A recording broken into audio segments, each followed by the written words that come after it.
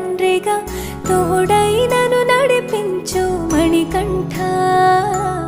కష్టాలే తరిమినా కన్నీరే ముంచిన నీవే నాకు దిక్కు కదా అయ్యప్ప.